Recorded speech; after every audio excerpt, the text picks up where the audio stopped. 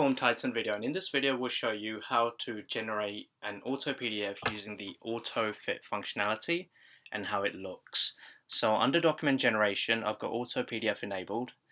Currently I have the landscape, but I'm going to uncheck that and check it to Autofit, which means it will auto fit as per your page, which is A4. So I'll click apply, click save, and then I'll show you what I've done in Salesforce integration. I've done a push, which is creating a contact, and the fields I've mapped are first name, last name, and email. Then I've mapped child as files, so files in contact, this will push this to. And then if you have a look, this is what I've mapped so far. I've called it title GDPR form, auto PDF, contact, and contact ID.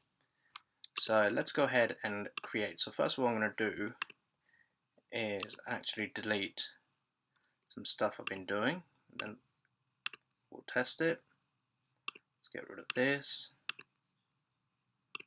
and this. Alright, perfect. Now let's go back here and do this. So we'll call this autofit at formtitan.com, and then I'll just go ahead and submit.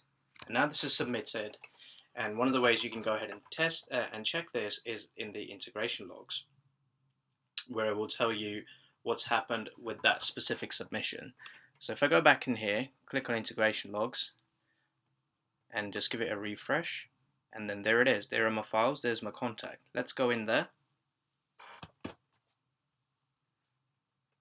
And you can see that this is my GDPR form, and this is what the autofit looks like. So my A4 is no longer in landscape mode, and this is what the autofit functionality will do. It will put it onto the page and autofit it for you automatically.